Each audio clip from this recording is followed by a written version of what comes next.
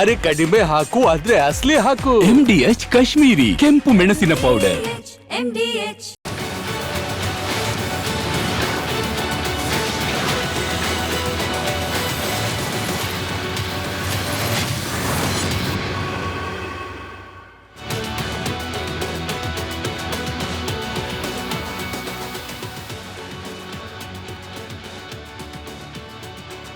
ನೀವು ನೋಡ್ತಾ ಇದ್ದೀರಾ ಕರ್ನಾಟಕ ಪ್ರೈಮ್ ಟೈಮ್. ನಾನು ನಾಗೇಂದ್ರ ಬಾಬ್. ವೀಕ್ಷಕರೇ, ಇವತ್ತು ಬೆಳಗ್ಗೆ ನಿಮ್ಮ ರಿಪಬ್ಲಿಕ್ ಕನ್ನಡ ಒಂದು ಸುದ್ದಿಯನ್ನು ಬ್ರೇಕ್ ಮಾಡಿ. ನಿನ್ನೆ ಸಿದ್ದರಾಮಯ್ಯವರು ಹಾಗೂ ಪರಮೇಶ್ವರ್ ಅವರು CM ಮತ್ತು ಗೃಹ ಸಚಿವರು ಸುಮಾರು ಅರ್ಧ ಗಂಟೆ ಕಾಲ ಸಮಾಲೋಚನೆಯನ್ನು ಮಾಡಿದ್ದಾರೆ. ಧರ್ಮಸ್ಥಳದ ಸುತ್ತಮುತ್ತ ಹೂತಿಟ್ಟಿರುವ ಶವಗಳ ವಿಚಾರವಾಗಿ ರಾಜ್ಯದಲ್ಲಿ ಸದ್ದು ಮಾಡ್ತಾ ಇದೆ.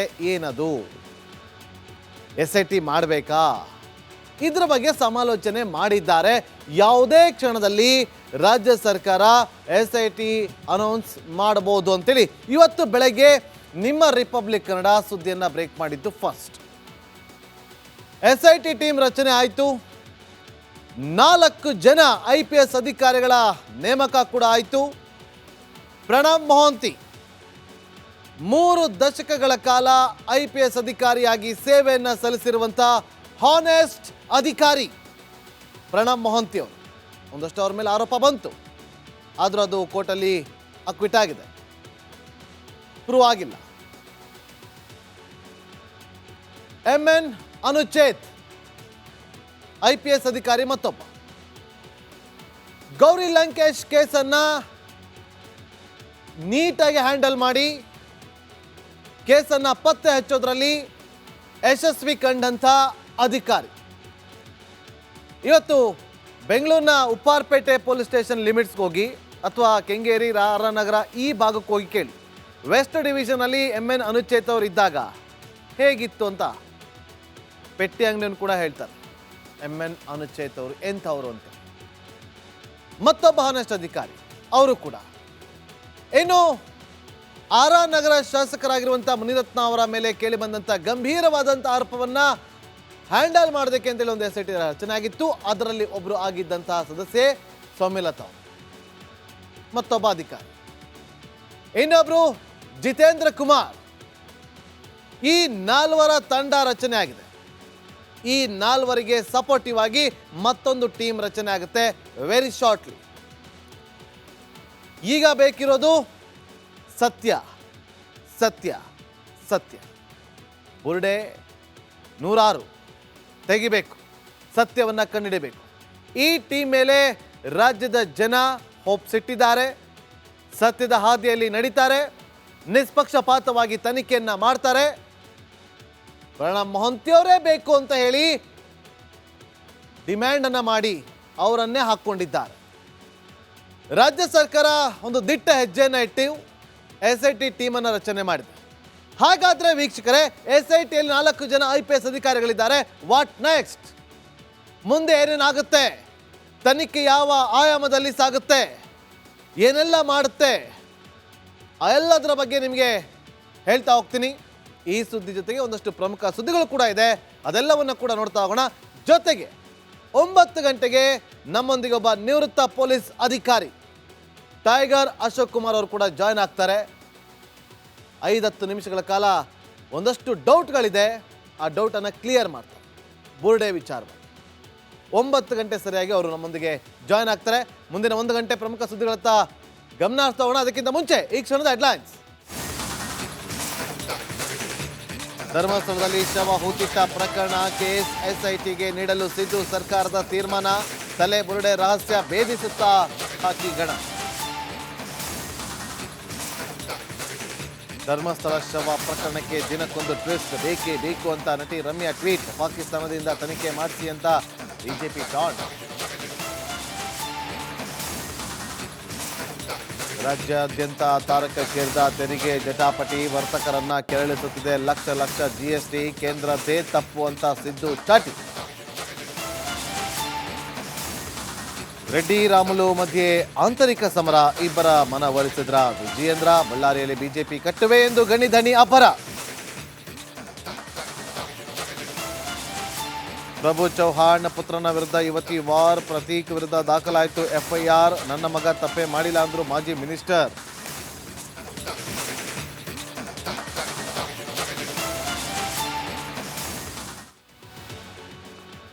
ಧರ್ಮಸ್ಥಳದ ಸುತ್ತಮುತ್ತ ನೂರಾರು ಶವಗಳನ್ನು ಹೂತಿಟ್ಟಿದ್ದೀನಿ ಅಂತ ಹೇಳಿ ಅಲ್ಲಿ ಒಬ್ಬ ಕಾರ್ಮಿಕನಾಗಿ ಸೇವೆಯನ್ನು ಸಲ್ಲಿಸಿದಂಥ ಒಬ್ಬ ವ್ಯಕ್ತಿ ಮುಂದೆ ಬಂದು ಕೋರ್ಟ್ಗೆ ಹೋಗಿ ಜಡ್ಜ್ ಮುಂದೆ 164 ಸ್ಟೇಟ್ಮೆಂಟನ್ನು ಕೂಡ ಕೊಟ್ಟು ಬಂದಿದೆ, ಒಂದು ಪತ್ರವನ್ನು ಕೂಡ ಬರೆದಿದೆ.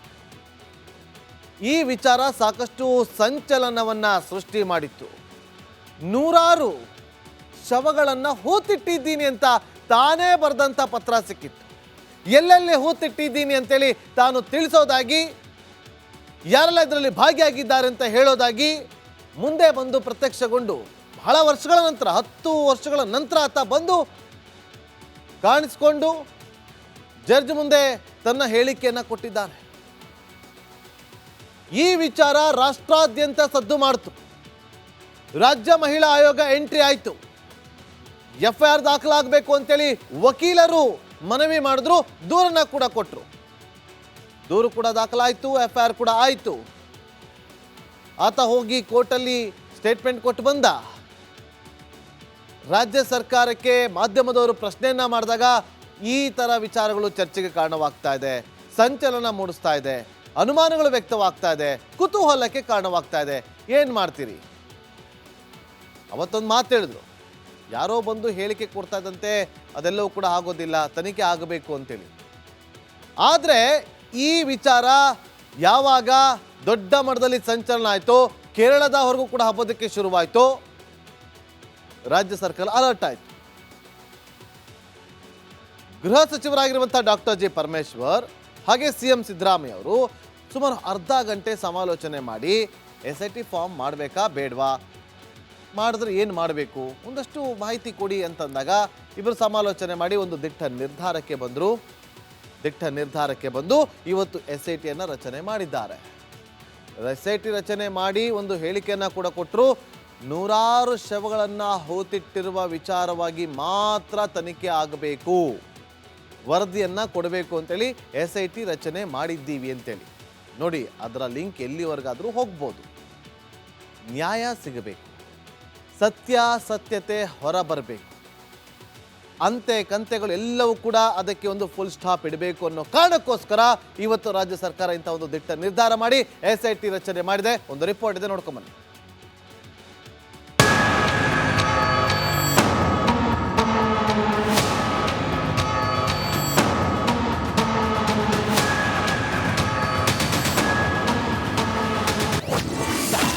ಧರ್ಮಸ್ಥಳದಲ್ಲಿ ಶವಗಳನ್ನು ಹೂತಿಟ್ಟಿರುವ ಪ್ರಕರಣ, ಕೊನೆಗೂ SIT ರಚನೆ ಮಾಡಿದ ಸಿದ್ದು ಸರ್ಕಾರ. ಧರ್ಮಸ್ಥಳ ಶವ ಹೂತಿಟ್ಟ ಕೇಸ್ ಬಗ್ಗೆ ಕೊನೆಗೂ ಒಂದು ಆಶಾಭಾವನೆ ಮೂಡಿದೆ. ಕಳೆದ ಕೆಲ ದಿನಗಳಿಂದ ರಾಜ್ಯದಲ್ಲಿ ಭಾರೀ ಸಂಚಲನ ಮೂಡಿಸಿದ್ದ ದಕ್ಷಿಣ ಕನ್ನಡ ಜಿಲ್ಲೆಯ ಧರ್ಮಸ್ಥಳದಲ್ಲಿ ನಡೆದಿದೆ ಎನ್ನಲಾದ ಅಸಹಜ ಸಾವುಗಳು ಹಾಗೂ ಶವಗಳನ್ನು ಹೂತಿಟ್ಟ ಪ್ರಕರಣ ದಿನದಿಂದ ದಿನಕ್ಕೆ ತಿರುವು ಪಡೆಯುತ್ತಿದೆ. ಇದೀಗ ಧರ್ಮಸ್ಥಳ ತಲೆಬುರುಡೆ ಪ್ರಕರಣಕ್ಕೆ ಅತಿದೊಡ್ಡ ತಿರುವು ಸಿಕ್ಕಿದ್ದು ಕೊನೆಗೂ ರಾಜ್ಯ ಸರ್ಕಾರ SIT ರಚಿಸಿದೆ.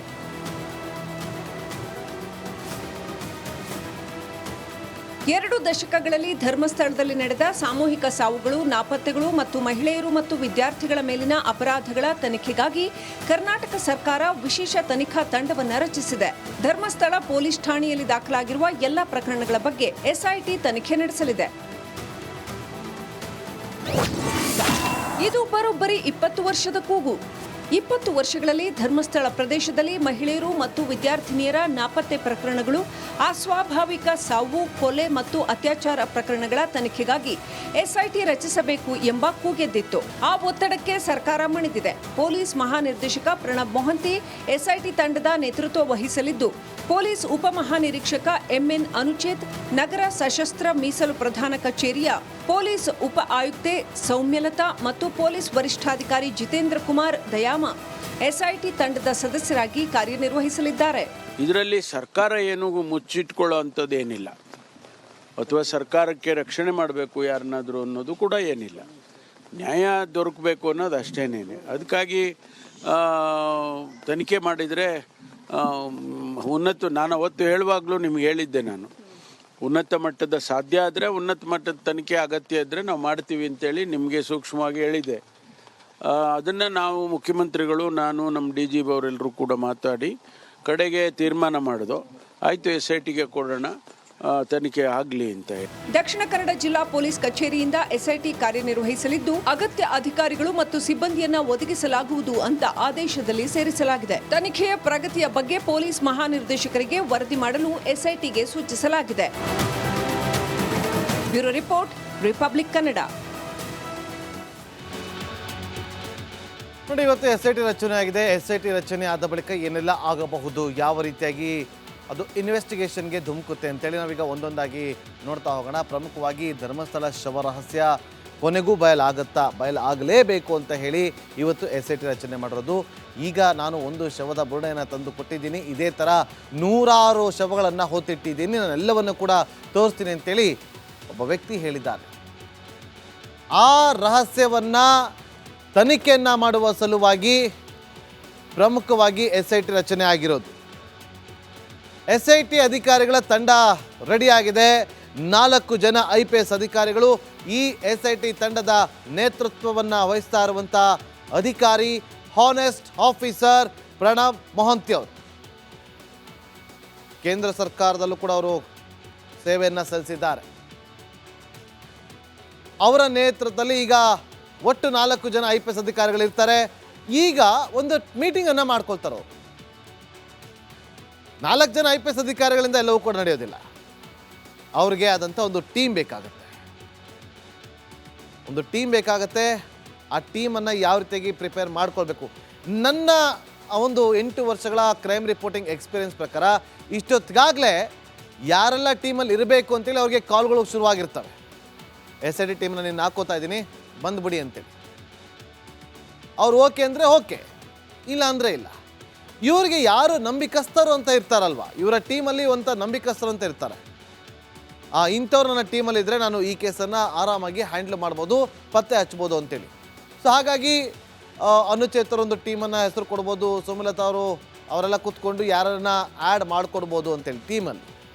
ಸೊ ಅಧಿಕಾರಿಗಳು ಒಂದು ಮಹತ್ವದ ಮೀಟಿಂಗಲ್ಲಿ ಇದರ ಬಗ್ಗೆ ಚರ್ಚೆ ಮಾಡ್ತಾರೆ. ನನ್ನ ಅಂದಾಜಿನ ಪ್ರಕಾರ ಈಗ ಆಲ್ರೆಡಿ ಯಾರೆಲ್ಲ ಟೀಮಲ್ಲಿ ಇರಬೇಕು ಅಂತ ಅಂದುಕೊಂಡಿರ್ತಾರೋ ಅವರೆಲ್ಲರಿಗೂ ಕೂಡ ಕರೆ ಹೋಗಿರುತ್ತೆ, ಅವರೆಲ್ಲರಿಗೂ ಕೂಡ ಕಾಲ್ ಹೋಗಿರುತ್ತೆ. ಇರಲಿ. ಸೊ ಅಲ್ಲಿ ಇನ್ಸ್ಪೆಕ್ಟರ್ ಇರ್ತಾರೆ, ACP ಇರ್ತಾರೆ, ಸಬ್ ಇನ್ಸ್ಪೆಕ್ಟರ್ ಇರ್ತಾರೆ, ಸ್ಟಾಫ್ ಕೂಡ ಇರ್ತಾರೆ. ಈ ಥರದ್ದು ಒಂದು ಕಂಪ್ಲೀಟ್ ಟೀಮ್ ರಚನೆ ಆಗುತ್ತೆ. ಕಂಪ್ಲೀಟ್ ಟೀಮ್ ರಚನೆ ಆದ ಬಳಿಕ 4-5 ಆಯಾಮಗಳಲ್ಲಿ ತನಿಖೆಯನ್ನು ಮಾಡೋದಕ್ಕೆ ಪ್ಲಾನ್ ಮಾಡ್ಕೊಳ್ತಾರೆ.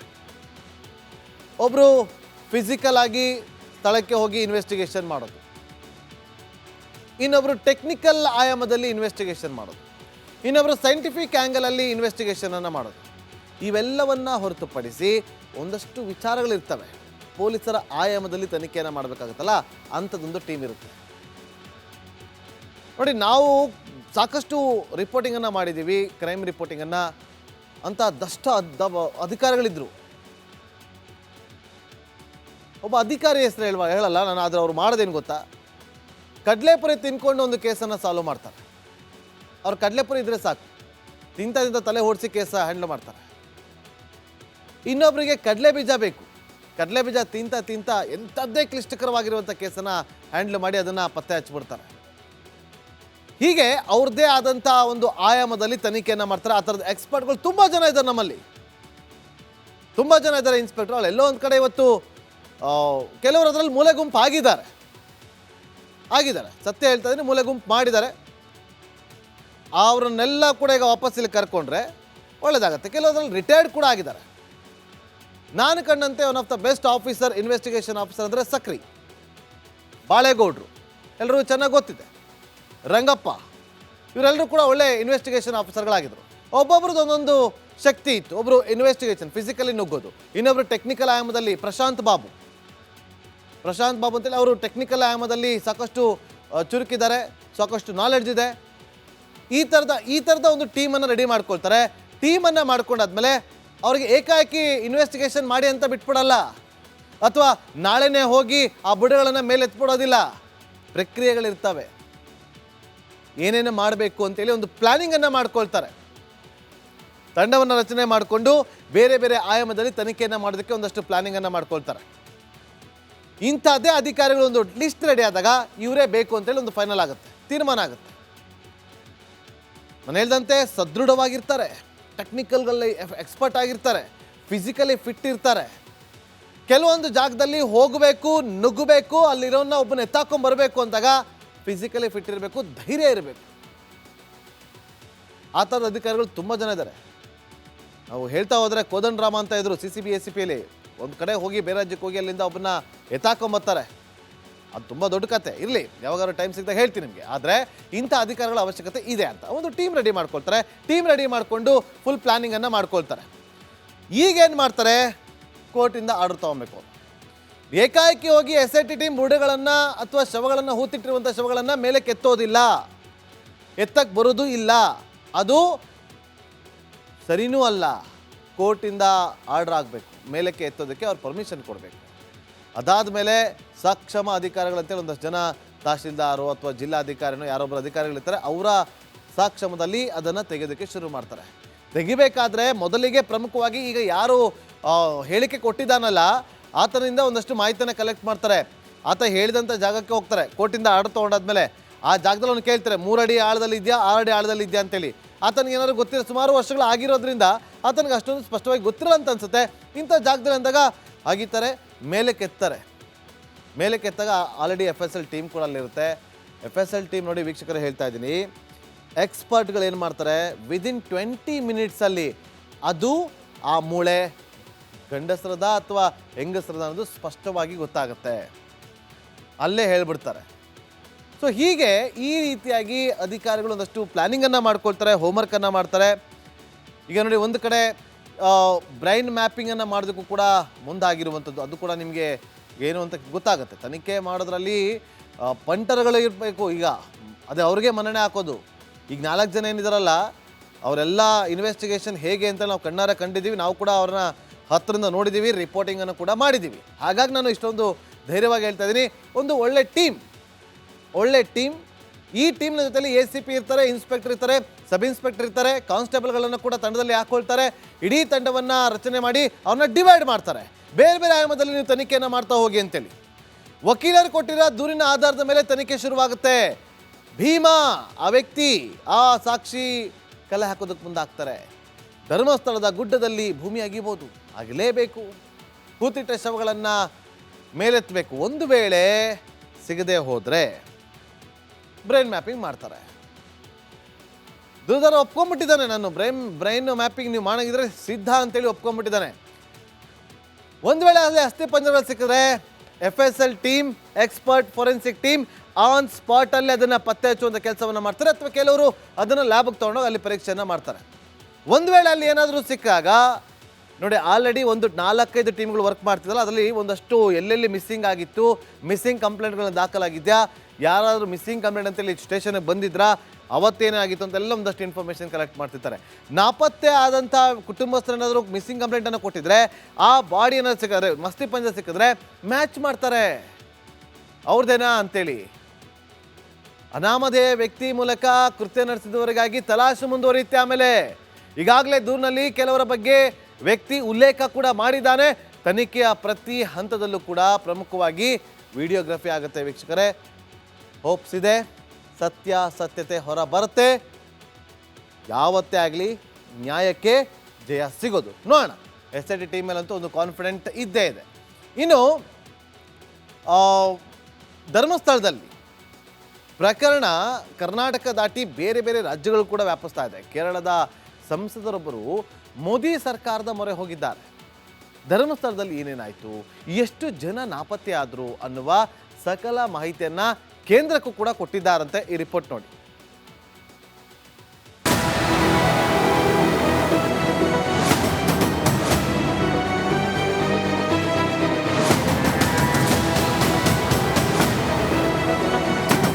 ಧರ್ಮಸ್ಥಳ ಆ ಶ್ರೀ ಕ್ಷೇತ್ರ ಒಳ್ಳೆಯ ಕಾರಣಕ್ಕಿಂತ ಕೆಟ್ಟ ಕಾರಣಕ್ಕೆ ಸದ್ದು ಮಾಡ್ತಿದೆ.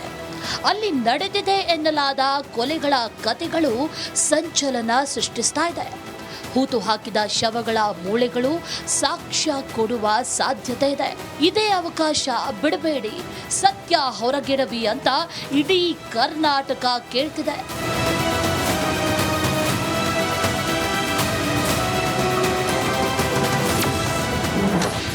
ಧರ್ಮಸ್ಥಳ ಶವ ಪ್ರಕರಣಕ್ಕೆ ದಿನಕ್ಕೊಂದು ಟ್ವಿಸ್ಟ್. ನ್ಯಾಯ ಬೇಕೇ ಬೇಕು ಅಂತ ನಟಿ ರಮ್ಯಾ ಟ್ವೀಟ್. ಧರ್ಮಸ್ಥಳದ ಆ ಗುಡ್ಡದಲ್ಲಿ ಹೂತು ಹೋದವರೆಷ್ಟು, ಕಗ್ಗತ್ತಲಲ್ಲಿ ಆರ್ತನಾದ ಮಾಡಿ ಶಾಶ್ವತವಾಗಿ ಮರೆಯಾದವರೆಷ್ಟು. ಆ ಎಲ್ಲ ಜನರ ಕರುಳಿನ ಕೂಗು ಕೊನೆಗೂ ಕರುನಾಡಿಗೆ ಕೇಳಿಸುತ್ತಿದೆ. ಭೀಮ ಕೊನೆಗೂ ಸತ್ಯ ಹೇಳ್ತೇನೆ ಅಂತ ಹೊರಬಂದಿದ್ದಾನೆ. ಆತನಿಗೆ ಕಾನೂನಿನ ಬಲ ಸಿಕ್ಕರೆ ಮಾತ್ರ ಶ್ರೀ ಮಂಜುನಾಥ ಸ್ವಾಮಿಯ ಕಣ್ಣಳತೆಯಲ್ಲಿ ನಡೆದ ಘೋರ ಅನ್ಯಾಯಗಳ ಹಿಂದಿನ ಕಹಾನಿ ಜಗದ ಮುಂದೆ ಬಟಾ ಬಯಲಾಗಬಹುದು.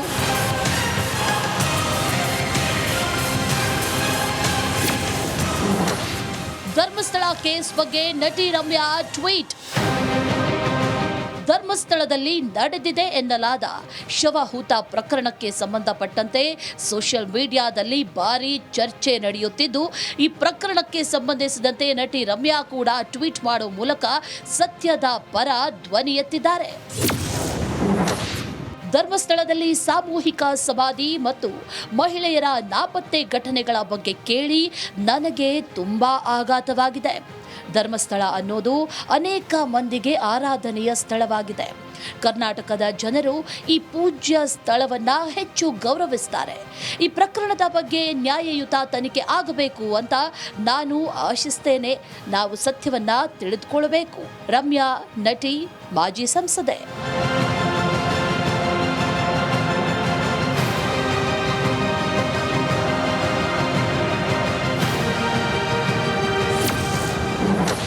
ಪಾಕಿಸ್ತಾನ ಸರ್ಕಾರಕ್ಕೆ ತನಿಖೆಗೆ ಕೊಡಲಿ.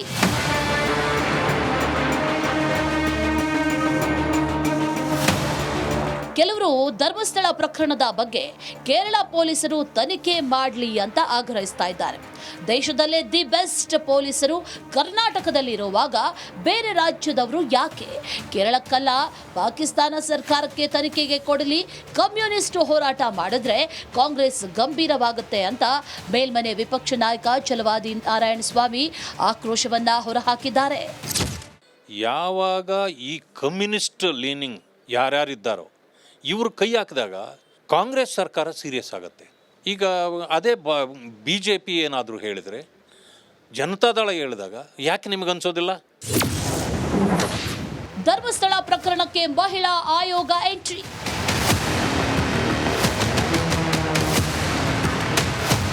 ಈ ನಿಗೂಢ ಪ್ರಕರಣದ ಒಳಗೆ ರಾಜ್ಯ ಮಹಿಳಾ ಆಯೋಗ ಎಂಟ್ರಿ ಕೊಟ್ಟಿದ್ದು ಸರ್ಕಾರದ ಬಾಗಿಲನ್ನೇ ತಟ್ಟಿದೆ. ಮುಖ್ಯಮಂತ್ರಿ ಸಿದ್ದರಾಮಯ್ಯನವರಿಗೆ ಪತ್ರ ಬರೆದು ವಿಶೇಷ ತನಿಖಾ ತಂಡ ರಚಿಸುವಂತೆ ಪಟ್ಟು ಹಿಡಿದಿದ್ರು. ಸಿಎಂಗೆ ಮಹಿಳಾ ಆಯೋಗದ ಪತ್ರ. ಧರ್ಮಸ್ಥಳ ವ್ಯಾಪ್ತಿಯಲ್ಲಿ ನೂರಾರು ಅನಾಥ ಶವಗಳನ್ನು ಹೂಳಲಾಗಿದೆ ಎಂಬ ಗಂಭೀರ ಆರೋಪ ಕೇಳಿಬಂದಿದೆ. ವ್ಯಕ್ತಿಯೊಬ್ಬರು ಕೋರ್ಟ್ ಮುಂದೆ ಹಾಜರಾಗಿದ್ದಾರೆ. ತಲೆಬುರುಡೆಗಳು ಸಿಕ್ಕಿರುವ ಬಗ್ಗೆ ಹೇಳಿಕೆ ನೀಡಿದ್ದಾರೆ. 20ಕ್ಕೂ ಹೆಚ್ಚು ವರ್ಷಗಳಿಂದ ನಿರಂತರವಾಗಿ ದೌರ್ಜನ್ಯ ನಡೆದಿದೆಯಂತೆ. ಮಕ್ಕಳು ಕಾಣೆಯಾಗಿದ್ದಾರೆ ಅಂತ ಅನೇಕ ಕುಟುಂಬಗಳು ಹೇಳ್ತಾ ಇದೆ. ಅತ್ಯಾಚಾರ ಮತ್ತು ಹತ್ಯೆ ನಡೀತಾ ಇರುವಂತಹ ಆರೋಪ ಇದೆ. ಆದ್ದರಿಂದ SIT ತನಿಖೆಗೆ ಕೊಡಿ ಅಂತ ಮಹಿಳಾ ಆಯೋಗ ಹೇಳ್ತಾ ಇತ್ತು.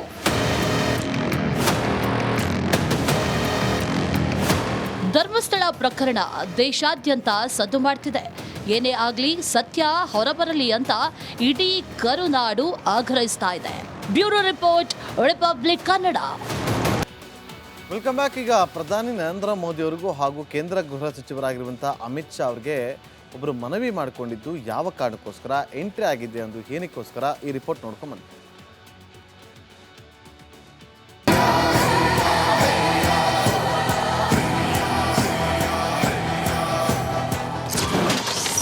ಧರ್ಮಸ್ಥಳದಲ್ಲಿ ಅತ್ಯಾಚಾರ, ಅಸಹಜ ಸಾವು ಕೇಸ್.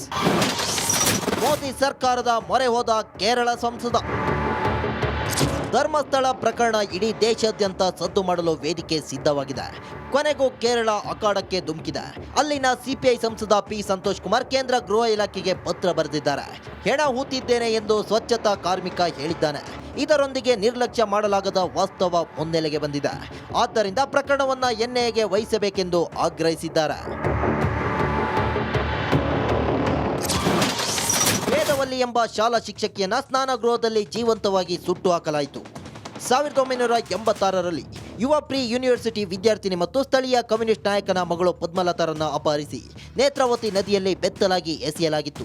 2004ರಲ್ಲಿ ವೈದ್ಯಕೀಯ ವಿದ್ಯಾರ್ಥಿನಿ ಅನನ್ಯ ಭಟ್ ಧರ್ಮಸ್ಥಳಕ್ಕೆ ಭೇಟಿ ನೀಡಿದಾಗ ಕಾಣೆಯಾದರು. ತನಿಖೆ ನಡೆಸಲು ಯತ್ನಿಸಿದ ಸಿಬಿಐ ಉದ್ಯೋಗಿಯಾಗಿದ್ದ ಅವರ ತಾಯಿ ಮೇಲೆ ಹಲ್ಲೆ ಮಾಡಿ ಕೋಮಕ್ಕೆ ತಳ್ಳಿದರು. ಆದರೂ ಯಾವುದೇ ಎಫ್ಐಆರ್ ದಾಖಲಿಸಲಾಗಿಲ್ಲ.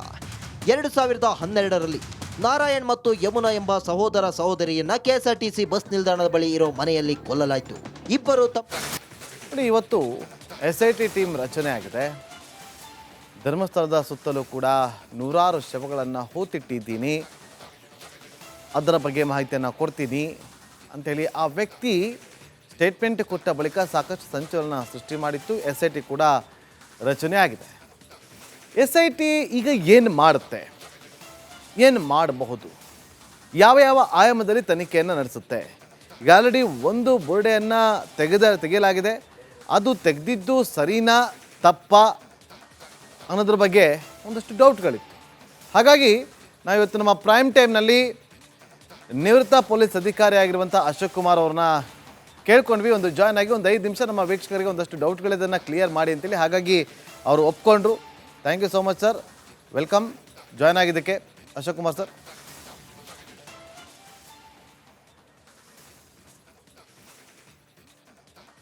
ಅಶೋಕ್ ಕುಮಾರ್ ಸರ್, ನನ್ನ ಧ್ವನಿ ಕೇಳಿಸ್ತಾ ಇದೆ ಅಂತ ನಾನು ಭಾವಿಸ್ತೀನಿ. ಕೇಳಿಸ್ತಾ ಇದೆ. ಸರ್, ನನ್ನ ಮೊದಲನೇ ಪ್ರಶ್ನೆ ಸಿಂಪಲ್ ಆಗಿ ಕೇಳ್ತಾ ಇದ್ದೀನಿ. ಈಗ ಆತ ಒಂದು ತಲೆಬುರುಡೆಯನ್ನು ತೆಗೆದಿದ್ದಾನೆ ಅಂತ ಹೇಳ್ಕೊಂಡಿದ್ದಾನೆ. ಅದು ಪೊಲೀಸ್ರಿಗೂ ಮಾಹಿತಿ ಇಲ್ಲ, ಸ್ಥಳೀಯ ಪಂಚಾಯತ್ಗೂ ಮಾಹಿತಿ ಇಲ್ಲ, ಕೋರ್ಟ್ಗೂ ಕೂಡ ಮಾಹಿತಿಯನ್ನು ಕೊಟ್ಟಿಲ್ಲ. ಇದು ಸರಿನಾ ಇದು ಮಾಡಿದ್ದು ಆತ? ನಾನು ಮೊದಲಿಗೆ ಕರ್ನಾಟಕ ಸರ್ಕಾರವನ್ನು, ಅದರಲ್ಲೂ ಮುಖ್ಯಮಂತ್ರಿಗಳಾದ ಸಿದ್ದರಾಮಯ್ಯ ಮತ್ತು ಗೃಹ ಮಂತ್ರಿಯಾದ ಡಾಕ್ಟರ್ ಪರಮೇಶ್ವರಪ್ಪ ಅವರನ್ನು ಅಭಿನಂದಿಸ್ತೀನಿ. ಏಕೆಂದ್ರೆ ಇದು ಈಗ ರಿಟೈರ್ಡ್ ಜಡ್ಜು ಮತ್ತೆ ಅಡ್ವೊಕೇಟ್ಸ್ ಮತ್ತೆ ಸಾಕಷ್ಟು NGOಗಳು ಪ್ರೆಷರ್ ಆಗ್ತಾ ಇದ್ದಾಗ ತಕ್ಷಣ ಇದನ್ನ SIT ಫಾರ್ಮೇಶನ್ ಮಾಡಿದ್ದಾರೆ ಸರ್ಕಾರ. ಅದರಲ್ಲೂ DG ಆದ ಮೊಹಂತಿ ಅವರು ತುಂಬಾ ಪ್ರಾಮಾಣಿಕರು ಮತ್ತೆ ದಕ್ಷ ಅಧಿಕಾರಿ. ಇವರ ನೇತೃತ್ವದಲ್ಲಿ ಒಂದು SIT ಟೀಮ್ ಫಾರ್ಮೇಶನ್ ಮಾಡಿದ್ದಾರೆ. ಅದರಲ್ಲಿ ನಮ್ಮ ಅನುಚಿತ್ ಅವರು ಇದ್ದಾರೆ. ಬಟ್ ಒಟ್ಟಿನಲ್ಲಿ ದಕ್ಷ ಅಧಿಕಾರಿಗಳನ್ನ ನೇಮಕ ಮಾಡಿದ್ದಾರೆ SIT ನಲ್ಲಿ. ಅದರಿಂದ ಖಂಡಿತ ನನ್ನ ಪ್ರಕಾರ ಜನಸಾಮಾನ್ಯರಾದ ನಮ್ಮಂತವರು ನ್ಯಾಯನ, ಟ್ರಾನ್ಸ್ಪರೆನ್ಸಿನ, ಪಾರದರ್ಶಕತೆಯ ತನಿಖೆಯನ್ನ ನಾವು ನೋಡಬಹುದು ಅಂತ ಅನ್ಸುತ್ತೆ ನನಗೆ. ಮತ್ತೆ ಈಗ ನೀವು ಕೇಳಿದ ಪ್ರಶ್ನೆ, ನಾಗೇಂದ್ರ ಬಾಬು, ಇದು ಮೊದಲಿಗೆ ರೇರೆಸ್ಟ್ ಆಫ್ ರೇರ್ ಕೇಸ್. ನನ್ನ ಪ್ರಕಾರ ಇಡೀ ನಮ್ಮ ದೇಶದಲ್ಲಿ, ಭಾರತ ದೇಶದಲ್ಲಿಯೇ ರೇರೆಸ್ಟ್ ಆಫ್ ರೇರ್ ಕೇಸ್. ಒಬ್ಬ ವ್ಯಕ್ತಿ ಸುಮಾರು ವರ್ಷಗಳಾದ್ಮೇಲೆ ಬಂದು ನಾನು ನೂರಾರು ಹೆಣಗಳನ್ನ ಹೂತಿಟ್ಟಿದ್ದೀನಿ, ನನ್ನನ್ನು ಕರ್ಕೊಂಡು ಹೋದ್ರೆ ಸ್ಥಳಗಳನ್ನ ತೋರಿಸ್ತೀನಿ ಅನ್ನೋದೇ ನಮಗೆ ಒಂದು ಬಹಳ ಆಶ್ಚರ್ಯಕರ ಮತ್ತು ಬಹಳ ಸೆನ್ಸೇಷನಲ್ ಕೇಸ್. ಇದು ಬಹಳ ಭಾವೋದ್ರೇಕದ ಕೇಸ್. ಇಲ್ಲಿ ಈಗ SIT ಫಾರ್ಮ್ ಮಾಡಿದ ತಕ್ಷಣ ಅವರು ಈ IPS ಆಫೀಸರ್ಗೆ ತನಿಖೆ ಮಾಡ್ಲಿಕ್ಕೆ ಆಗಲ್ಲ. ಅವ್ರಿಗೆ ತಕ್ಷಣ ಒಳ್ಳೆ ಕಾನ್ಸ್ಟೇಬಲ್ಗಳು, head constable, ASI, sub inspector ಮತ್ತು ಸಬ್ ಇನ್ಸ್ಪೆಕ್ಟರ್ ಲೆವೆಲ್ ಇಂದ DYSP ಆದವರು ಈ ತನಿಖೆಯಲ್ಲಿ ಅವರದೇ ಒಂದು ಚಾಕಚಕ್ಯತೆ ಮತ್ತೆ ಅವರ ಹೆಜ್ಜೆ ಗುರುತು ಇರುತ್ತೆ ನಮ್ಮ ಇಲಾಖೆನಲ್ಲಿ. ಅಂತವ್ರದ್ದು ಒಂದು ಟೀಮ್ ಫಾರ್ಮೇಶನ್ ಮಾಡ್ಕೊಂಡ್ಬಿಡ್ತಾರೆ. ಈಗ ಲೈಕ್ ನಮ್ಮ ಗೌರಿ ಲಂಕೇಶ್ ಕೇಸ್ನಲ್ಲಿ ಎಷ್ಟು ಜನ ಇದ್ರು ಹಾಗೆ ಸುಮಾರು 15-20 ಜನರ ಮೇಲೆ ಒಂದು ತಂಡ ಕಟ್ಕೊಂಡ್ಬಿಡ್ತಾರೆ ನಾಳೆ ಒಳಗಡೆ. ಈಗ ಹೋಗಿ FIR ನನ್ನ ಪ್ರಕಾರ 154 CRPC ಸೆಕ್ಷನ್ ಪ್ರಕಾರ ಇದಾಗಿರ್ಬೇಕು, FIR ಆಗಿರ್ಬೇಕು. ಇದಾದ್ಮೇಲಿಂದ executive magistrate like tehsildar, AC, DC ಅಥವಾ ಮ್ಯಾಜಿಸ್ಟ್ರೇಟ್ಗೆ ರಿಕ್ವಿಷನ್ ಕೊಟ್ಟು ಎಕ್ಸಿಮೇಷನ್ ಅದಕ್ಕೆ ಪರ್ಮಿಷನ್ ತಗೊಳ್ಬೇಕು. ಎಕ್ಸಿಮೇಷನ್ ಮೀನ್ಸ್ ಹೊರಕ್ಕೆ ತೆಗೆಯೋದಕ್ಕೆ.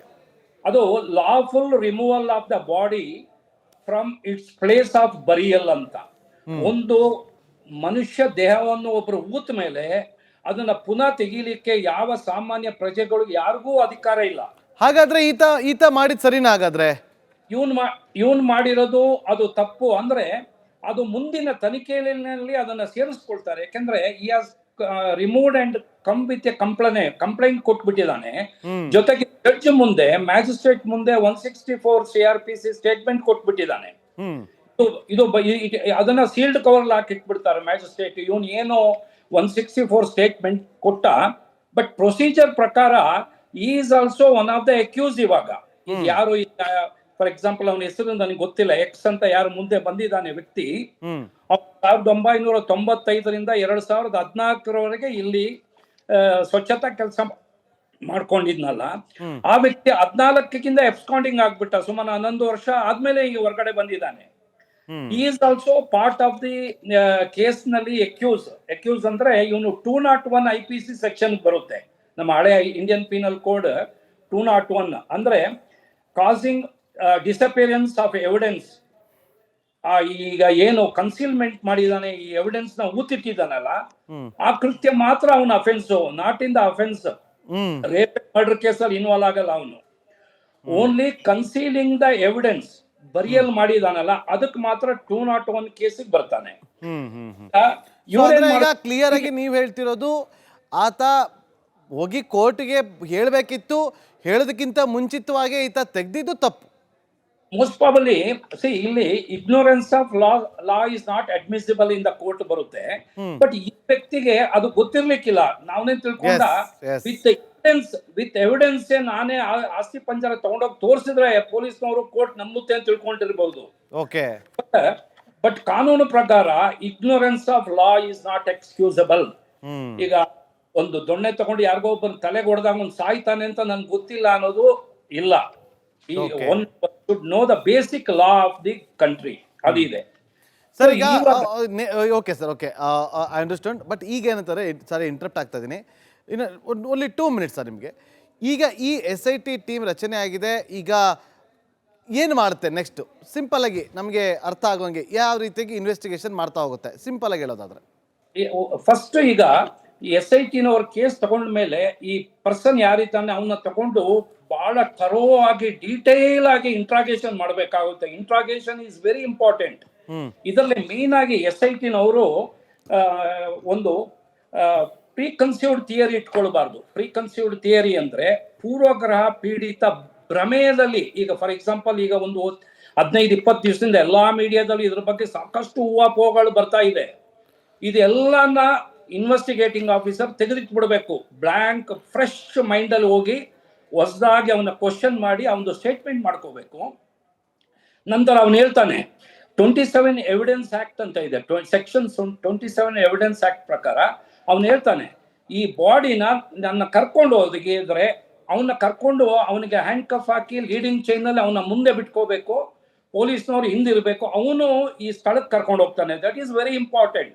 It is admissible in the court. Only recovery of the ಕೃತ್ಯದಲ್ಲಿ ರಿಕವರಿ ಇದೆಯಲ್ಲ, that place A very important role. ಇವಾಗ ಅದನ್ನ ಸ್ಥಳ ಪೊಲೀಸ್ನವ್ರಿಗೆ ಗೊತ್ತಿಲ್ಲ. ಇವಾಗ ಇವನ್ ಕರ್ಕೊಂಡೋಗಿ ಈ ಲೀಡ್ಸ್ ಟು ದ ಪಾಯಿಂಟ್ ಕರ್ಕೊಂಡೋಗಿ ತೋರಿಸ್ತಾನೆ. ಕೈಯಲ್ಲಿ ತೋರಿಸೋದನ್ನ ವಿಡಿಯೋಗ್ರಾಫ್ ಮಾಡ್ಬೇಕಾಗುತ್ತೆ ಎಲ್ಲ.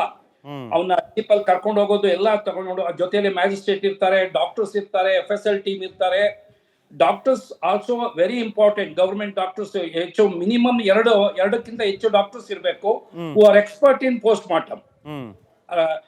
ಆ ಡಾಕ್ಟರ್ಸ್ ಬೇಕಾಗುತ್ತೆ. ಇವ್ನು ಕರ್ಕೊಂಡು ಹೋಗಿರೋ ಸ್ಥಳ ತೋರಿಸುವಾಗ ಗುಂಡಿ ತೆಗಿತಾರೆ, ಬಹಳ ಕೇರ್ಫುಲ್ ಆಗಿ, ವೆರಿ ಸೆನ್ಸಿಟಿವ್. ಇದು ಎಷ್ಟೋ ವರ್ಷ ಆಗ್ಬಿಟ್ಟಿದೆ. ಅವನು ಎಕ್ಸಾಕ್ಟ್ಲಿ ತೋರ್ಸೋದನ್ನ ಫಸ್ಟೇ ಕಾರ್ಡನ್ ಮಾಡ್ಬೇಕಾಗುತ್ತೆ, ಟೇಪ್ ಹಾಕಿ ಅಲ್ಲಿ ಪೊಲೀಸ್ ಅವ್ರನ್ನ ಹಾಕಿ ಡೇ ಅಂಡ್ ನೈಟ್ ಕಾಯ್ಬೇಕಾಗುತ್ತೆ. ಇವಾಗ ಒಂದ್ಸಮ ಎಕ್ಸಿಮೇಷನ್ ಅಂದ್ರೆ ದೇಹ ತೆಗೆಯೋದು ನಾಳೆನೆ ಆಗ್ಲಿಕ್ಕಿಲ್ಲ, 1-2-3 ದಿವಸ ಆಗ್ಬೋದು. ಯಾಕಂದ್ರೆ ಫಸ್ಟ್ ಕನ್ಫರ್ಮ್ ಮಾಡ್ಕೋಬೇಕು ಇವನು ಹೇಳೋದ್ರಲ್ಲಿ ಎಷ್ಟು ಸತ್ಯತೆ ಇದೆ ಅಂತ ಇನ್ವೆಸ್ಟಿಗೇಟಿಂಗ್ ಆಫೀಸರ್ ಗೊತ್ತಾಗ್ಬೇಕಲ್ಲ. ಆಮೇಲೆ ಇವನ್ನ ಹಿನ್ನೆಲೆ, ಇವನ್ ಯಾರು, ಇವನ್ ಹೇಗೆ ಇಲ್ಲಿಗೆ ಬಂದ, ಇವನ್ ಇಲ್ಲಿ ಕೆಲಸ ಮಾಡ್ತಾ ಇದ್ನಾ, ಏನಾದ್ರು ಅಪಾಯಿಂಟ್ಮೆಂಟ್ ಆರ್ಡರ್ ಇತ್ತಾ, ಸಂಬಳ ಕೊಟ್ಟಿರೋದು ಇವನಿಗೆ ಏನಾದ್ರು, ಆ ಕನೆಕ್ಟ್ ಬಹಳ ಇಂಪಾರ್ಟೆಂಟ್. ಇವನಿಗೆ ಕೆಲಸಗಾರ ಅನ್ನೋದು ಪ್ರೂವ್ ಮಾಡ್ಬೇಕಾಗುತ್ತೆ ನಾಳೆ ಕೋರ್ಟ್ ಅಲ್ಲಿ ನಾವು. ಓಕೆ ಸರ್, ಈಗ ನೆಕ್ಸ್ಟ್ ಕೊನೆಯದಾಗಿ, ಈಗ ಆತನಿಂದ ನೀವು ಹೇಳಿದ್ರಿ ತರೋ ಆತನಿಂದ ಇಂಟ್ರಾಗೇಷನ್ ಮಾಡಬೇಕು ಅಂತೇಳಿ, ಓಕೆ ಎಲ್ಲವೂ ಕೂಡ ಆಗುತ್ತೆ. ಆತ ಜಾಗ ಕೂಡ ಕರ್ಕೊಂಡು ಹೋಗ್ತಾನೆ, ಅಲ್ಲಿ ಬುರುಡೆ ಕೂಡ ಏನೋ ಒಂದು ಆಸ್ತಿ ಪಂಜರ ಸಿಗುತ್ತೆ ಅಂತ ಇಟ್ಕೊಳ್ಳಿ. ಸಿಕ್ಕಾದ್ಮೇಲೆ ಏನು ಮಾಡ್ತಾರೆ? ಒಂದು ವೇಳೆ ಆ ಜಾಗದಲ್ಲಿ ಆತ ತೋರಿಸಿದ ಜಾಗದಲ್ಲಿ ಸಿಗಲಿಲ್ಲ ಅಂದಾಗ ಏನಾಗುತ್ತೆ? ಕ್ವಿಕ್ ಆಗಿ ಪ್ಲೀಸ್ ಸರ್. ಇಲ್ಲ, ನನ್ನ ಪ್ರಕಾರ ನೋಡಿ, ಇಲ್ಲಿ ಪ್ರೈಮಾ ಫೇಸಿಯಾ ಈಗ ಮೇಲ್ನೋಟಕ್ಕೆ ನನಗೆ ಕಾಣ್ತಾ ಇದೆ ಏನೋ ಒಂದು ಇಲ್ಲೊಂದು ಘಟನೆ ನಡೆದಿದೆ ಅಂತ ಅನ್ಸುತ್ತೆ. ಯಾಕೆಂದ್ರೆ ಆಲ್ರೆಡಿ ಬಹಳಷ್ಟು ಹೆಣ್ಮಕ್ಳು ಮಿಸ್ಸಿಂಗ್ ಆಗಿದ್ದಾರೆ. ಸೌಜನ್ಯ ಕೇಸ್ ಇದಾಗಿದೆ. ಅನನ್ಯ ಭಟ್ಟದ ಬಾಡಿನೇ ಸಿಕ್ಕಿಲ್ಲ. ನೋಡಿ, Mangalore police one of the best police ಇದ್ರು. ನಾವು ಸೇರುವಾಗ ಬೆಸ್ಟ್ ತನಿಖಾಧಿಕಾರಿಗಳು ಎಲ್ಲಿದ್ರು ಅಂದ್ರೆ ಕರ್ನಾಟಕದಲ್ಲಿ ಮಂಗಳೂರಿನಲ್ಲಿ ಇದ್ರು. ಬಟ್ ಈಗ ಅನನ್ಯ ಭಟ್ ಕೇಸು ಫೇಲ್ಯೂರ್ ಆಗಿದ್ದು ನೋಡಿದ್ರೆ shame on the part of the Mangalore police. It is a insult to the police department. ಒಂದು ಮೆಡಿಕಲ್ ಸ್ಟೂಡೆಂಟ್ ಮಿಸ್ಸಿಂಗ್ ಆಗಿರೋ ಕೇಸು ಪತ್ತೆ ಆಗಿಲ್ಲ ಅಂದ್ರೆ shame on the part of the police. Yes, ಅದು ಆ ವಿಚಾರವಾಗಿ ಈಗ ಮಾತಾಡೋದ ಸರ್. ಈಗ ಅದು ನಮಗೀಗ ಇರುವಂಥದ್ದೇ, ಒಂದು ವೇಳೆ ಅಸ್ಥಿಪಂಜರ ಸಿಗುತ್ತೋ ಇಲ್ವೋ, ಸಿಕ್ಕಾದ್ಮೇಲೆ ಏನಾಗುತ್ತೆ, ಸಿಗದೆ ಇದ್ರೆ ಏನಾಗುತ್ತೆ ಅನ್ನೋದೇ ತೀವ್ರ ಕುತೂಹಲ ಇದ್ದಿತ್ತು. ಅಂದ್ರೆ ಎರಡಿದೆ, ಇನ್ನು 50-50% ಸಿಗಬಹುದು, ಸಿಗದೆ ಇರಬಹುದು, ಎರಡೂ ಆಗೋ ಚಾನ್ಸಸ್ ಇದೆ. ಯಾಕಂದ್ರೆ ನಮ್ಮ ಕೇಸ್ನಲ್ಲಿ ಎಷ್ಟೋ ಜನ ಕರ್ಕೊಂಡು ಹೋಗಿ ತೋರಿಸಿದೀವಿ, ಇಡೀ 1 ಎಕರೆ ಆಗಿದ್ರು ನಮಗೆ ಬಾಡಿ ಸಿಕ್ಕಿಲ್ಲ ಅಂತ ಕೇಸಸ್ ಆಗಿದೆ ಮೊದಲು. ಬಟ್ ಇಲ್ಲಿ ನನ್ನ ಪ್ರಕಾರ ಈ ಸಮಥಿಂಗ್ ಗೋಯಿಂಗ್ ಟು ಹ್ಯಾಪನ್ ಅಂತ ಅನ್ಸುತ್ತೆ ನನಗೆ. ಯಾಕಂದ್ರೆ ಇಲ್ಲಿವರೆಗೆ ಈ ಬೆಳವಣಿಗೆ ನೋಡುವಾಗ, ಅಲ್ಲಿ ಹೆಣ್ಮಕ್ಳು ಕಣ್ಮರೆ ಆಗಿರೋದು ನೋಡುವಾಗ, ಇನ್ಸಿಡೆಂಟ್ ಮತ್ತೆ ಅಲ್ಲಿ ಪೊಲೀಸ್ನವರು ಸರಿಯಾಗಿ ಕೇಸಸ್ ತಗೊಳ್ಳದೆ ಇರೋದು ನೋಡುವಾಗ, ಇದನ್ನ ಬಹಳಷ್ಟು ಯಾರೋ ಕಾಣದ ಕೈ ಎಲ್ಲವೂ ಗೊತ್ತಾಗುತ್ತೆ ಸರ್. ಎಲ್ಲವೂ ಕೂಡ ಇನ್ವೆಸ್ಟಿಗೇಷನ್ ಇಂದ ಹೊರಗಡೆ ಬಂದ್ಬಿಡುತ್ತೆ. Thank you so much sir, time ಇಷ್ಟೇ ಇದ್ದೀನಿ ನಿಮ್ಮನ್ನು ಮಾತಾಡ್ಸೋದಕ್ಕೆ. ಮತ್ತೆ ನಿಮ್ಮನ್ನು ಟೈಮ್ ಸಿಕ್ಕಿದಾಗ ಖಂಡಿತವಾಗ್ಲೂ ಕೂಡ ನಾನು ಮಾತಾಡ್ತೀನಿ. Thank you so much once again. ಅಧಿಕಾರಿಗಳು, ನಿವೃತ್ತ ಅಧಿಕಾರಿಗಳು ಅವರ ಎಕ್ಸ್ಪೀರಿಯನ್ಸ್ ಮೇಲೆ ಹೇಳಿದ್ರು ಒಂದು ಮಾತನ್ನು. 1 ಎಕರೆ ಗಟ್ಟಲೆ ಆಗಿದ್ಬಿಟ್ಟಿದ್ವಿ, ಆದರೂ ಕೂಡ ಕೆಲವೊಮ್ಮೆ ಸಿಕ್ಕಿರಲಿಲ್ಲ. ಸಿಕ್ಕ ಬಳಿಕ ಬೇರೆ ರೀತಿಯಾಗಿ ಇನ್ವೆಸ್ಟಿಗೇಷನ್ ಆಗುತ್ತೆ. ಸಿಗದೇ ಇದ್ದರೆ ಎಲ್ಲೋ ಒಂದು ಕಡೆ ಜಾಗ ಮಿಸ್ಸಿಂಗ್ ಆಗಿರ್ಬೋದು ಅಂತೇಳಿ ಬೇರೆ ಜಾಗದಲ್ಲಿ ಕೂಡ ಹುಡುಕಾಟವನ್ನು ನಡೆಸ್ತಾ ಹೋಗ್ತಾರೆ. SIT ಅಂತೂ ಕ್ಲಿಯರ್ ಆಗಿ ಪ್ಲಾನಿಂಗನ್ನು ಖಂಡಿತವಾಗ್ಲೂ ಮಾಡಿಕೊಳ್ಳುತ್ತೆ. ಅದೇ ಪ್ಲಾನಿಂಗ್ನಲ್ಲಿ ಇನ್ವೆಸ್ಟಿಗೇಷನ್ ಕೂಡ ಶುರುವಾಗ್ತಾ ಹೋಗುತ್ತೆ. ಬೇರೆ ಸುದ್ದಿ ಜೊತೆ ಗಮನ ಕೊಡೋಣ. UPI ಆಧಾರಿತ ವಹಿವಾಟುಗಳ ಮೇಲೆ GST ವಿಧಿಸುವ ವಿಚಾರ ಇವತ್ತು ಸಾಕಷ್ಟು ಗೊಂದಲವನ್ನು ಸೃಷ್ಟಿ ಮಾಡ್ತಾರೆ. ಇಲ್ಲಿ ಕೇಂದ್ರ ಸರ್ಕಾರ ವಿಧಿಸ್ತಾ ಇದೆಯಾ, ರಾಜ್ಯ ಸರ್ಕಾರನೇ ವಿಧಿಸ್ತಾ ಇದೆಯಾ ಅನ್ನೋದೇ ಈಗ ದೊಡ್ಡ ಮಟ್ಟದಲ್ಲಿ ಕೂಡ ಚರ್ಚೆ ಆಗ್ತಾ ಇದೆ. ಈ ರಿಪೋರ್ಟ್ ನೋಡಿ.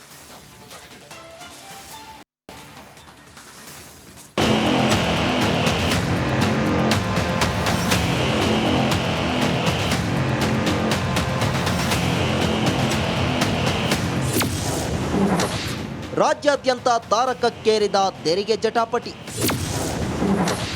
ವರ್ತಕರನ್ನು ಕೆರಳಿಸುತ್ತಿದೆ ಲಕ್ಷ ಲಕ್ಷ GST. ನಗದು, UPI, POS ಮಷಿನ್, ಬ್ಯಾಂಕ್ ಖಾತೆ ಯಾವುದೇ ರೀತಿಯಲ್ಲಿ 1 ವರ್ಷದಲ್ಲಿ 40 ಲಕ್ಷ ವಹಿವಾಟು ಮಾಡಿದರೆ ಸಾಕು, ವರ್ತಕರಿಗೆ ನೋಟಿಸ್ ಕೊಡಲಾಗುತ್ತಿದೆ. GST ಪಾವತಿಸಬೇಕು ಎಂಬ ಕಾರಣಕ್ಕೆ ಸಣ್ಣ ಮಾರಾಟಗಾರರು UPI ವಹಿವಾಟಿನ ಸ್ಕ್ಯಾನರ್ ತೆಗೆದು ನಗದು ಪಾವತಿಗೆ ಆದ್ಯತೆ ನೀಡುತ್ತಿದ್ದಾರೆ. ಚಿಲ್ಲರೆ ಸಮಸ್ಯೆಗೆ ಪರಿಹಾರವಾಗಿ 52 ರೂಪಾಯಿ ವಸ್ತು ಖರೀದಿಸಿದ್ರೆ 50 ರೂಪಾಯಿಯನ್ನ ನಗದು ರೂಪದಲ್ಲಿ ಪಡೆದು 2 ರೂಪಾಯಿಯನ್ನ ಮಾತ್ರ UPI ಮಾಡುವಂತೆ ವ್ಯಾಪಾರಿಗಳು ಒತ್ತಾಯಿಸುತ್ತಿದ್ದಾರೆ.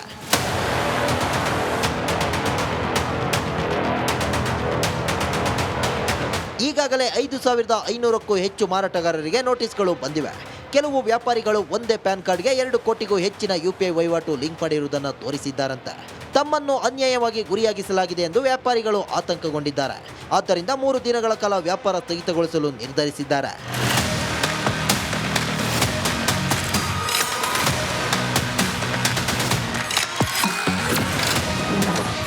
ಜುಲೈ 23ರಂದು ಹಾಲು ಮಾರಾಟ ಸಂಪೂರ್ಣ ಸ್ಥಗಿತವಾಗಲಿದೆ. ಜುಲೈ 24ರಂದು ಗುಟ್ಕಾ ಮತ್ತು ಸಿಗರೆಟ್ ಮಾರಾಟ ನಿಷೇಧಿಸುತ್ತಾರೆ. ಜುಲೈ 25ರಂದು ಬೇಕರಿಗಳು, ಕಾಂಡಿಮೆಂಟ್ಸ್ ಅಂಗಡಿಗಳು, ಸಣ್ಣ ಪುಟ್ಟ ಅಂಗಡಿಗಳು ಬಾಗಿಲು ಮುಚ್ಚಲಿವೆ.